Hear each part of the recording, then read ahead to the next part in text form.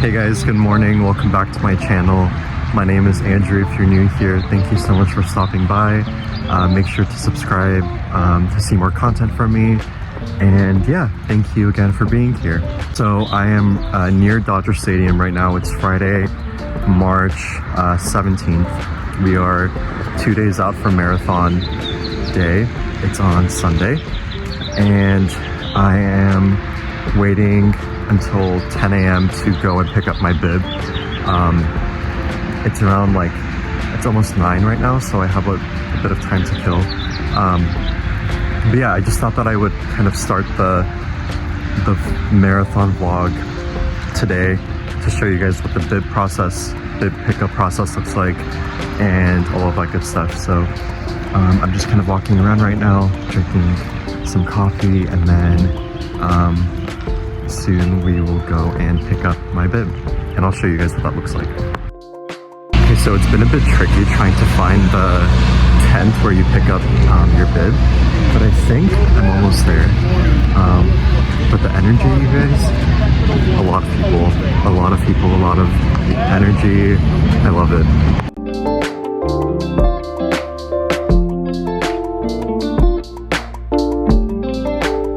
My bib for the marathon. Yeah, super stoked. Stay tuned for Sunday. Hey guys, good morning. It's 3:50 in the morning. Literally woke up a minute ago, but I'm gonna get ready, take a shower, and then we're off. It's race day.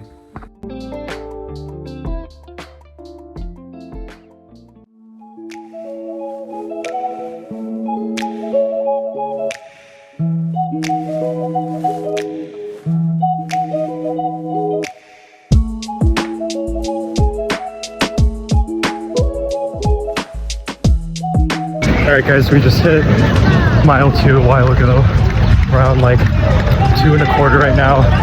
Feeling pretty good, the energy's high. Yeah, alright, I'll check back around mile 10.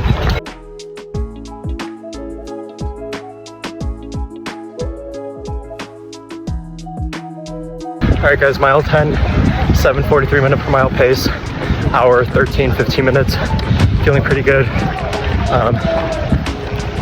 Check back again at mile 16. Just hit mile 15 a little bit ago. We are still cruising. Legs feel good, body feels good, breath is fine. So we're just gonna keep going, and I'll check back in around mile 20.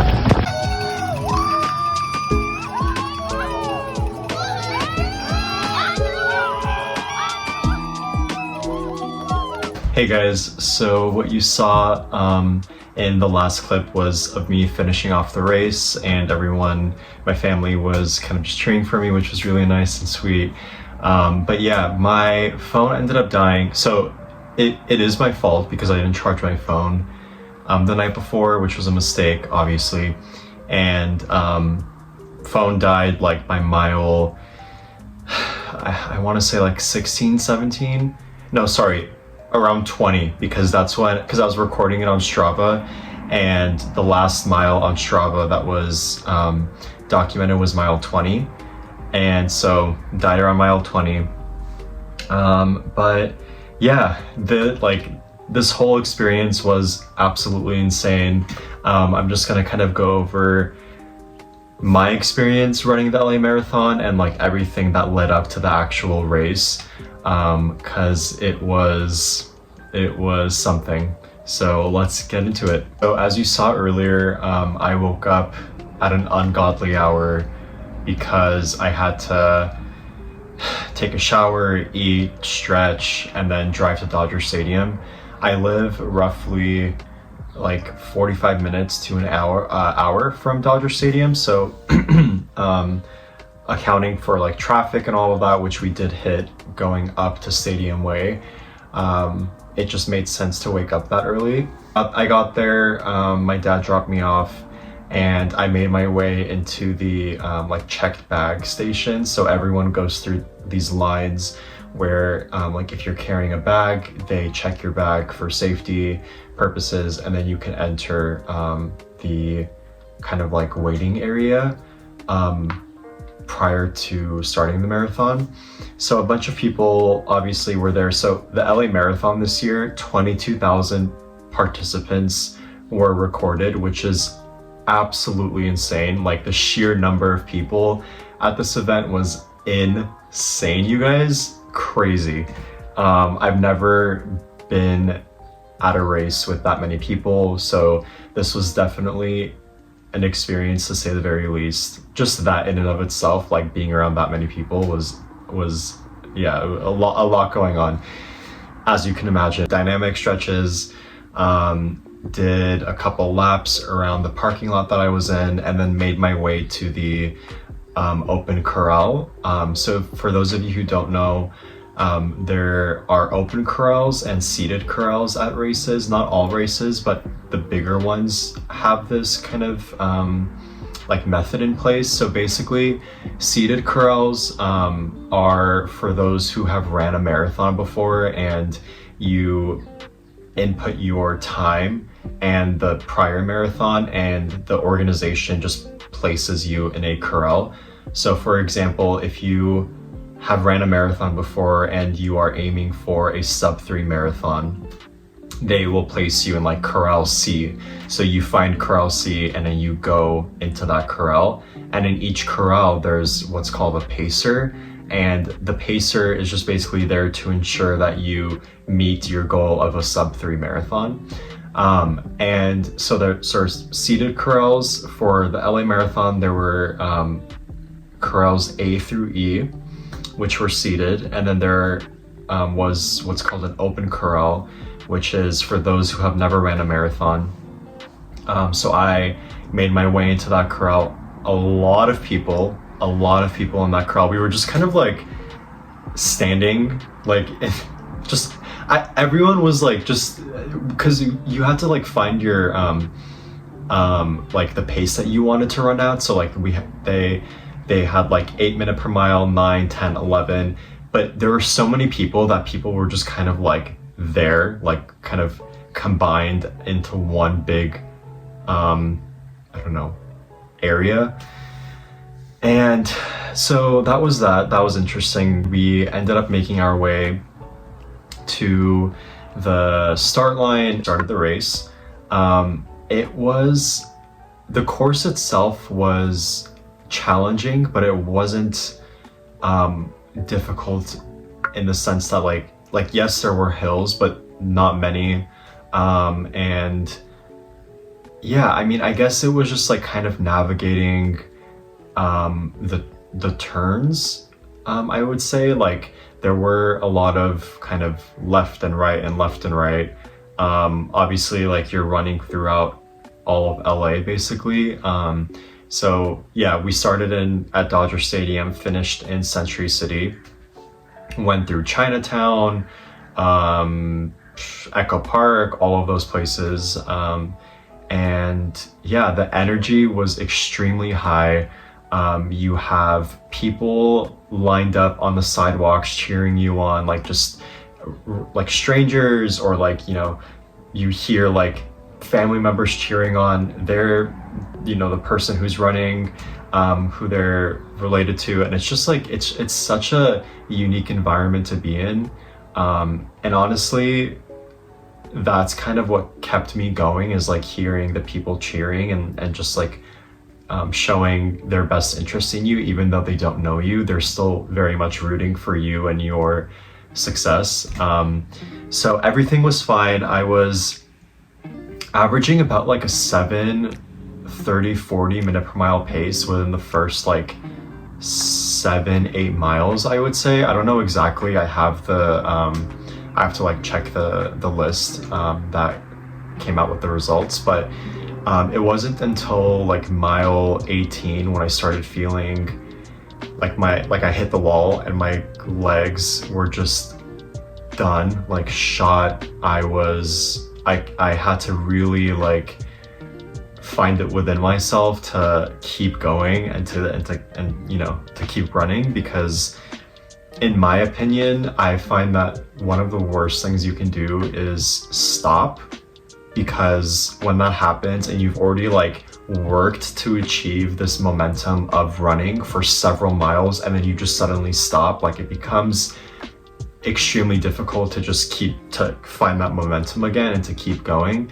So for me, I really wanted to prioritize not doing that. And also, like, if I had to slow down my pace, which I did, I just focused on like doing a steady jog rather than walking or stopping, because and now I say this now because when I got to mile 25, I did stop to get water at the last aid station, and that was a huge mistake. I should not have done that, because when I stopped, it was as if my legs were like literal jello, you guys. Like they just felt like I felt like I was gonna collapse at any moment.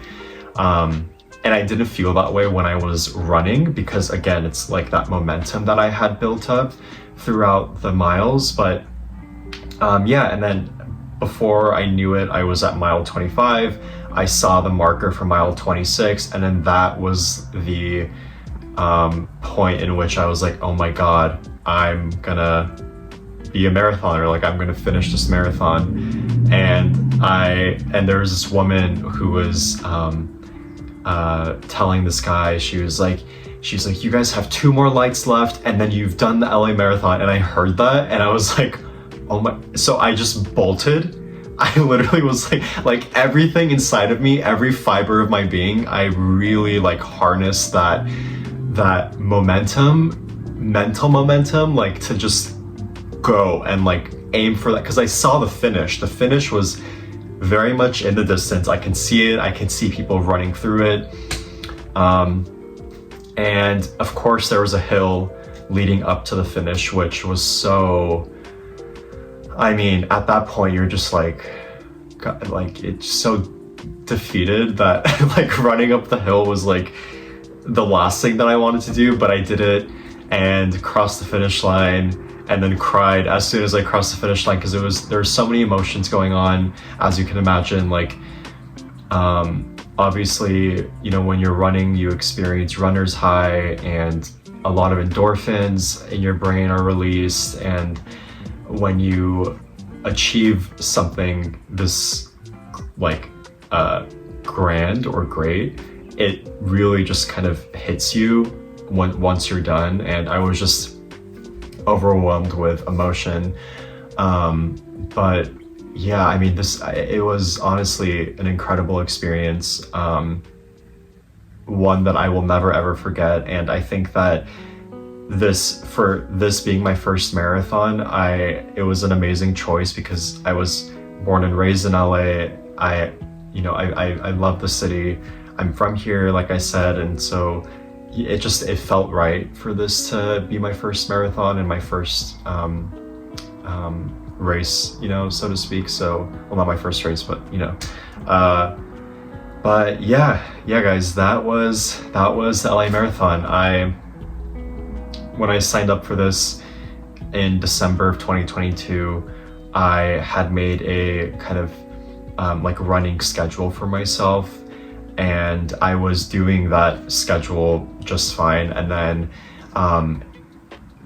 I did a like New Year's Eve all out run. I think it was like 6.25 miles.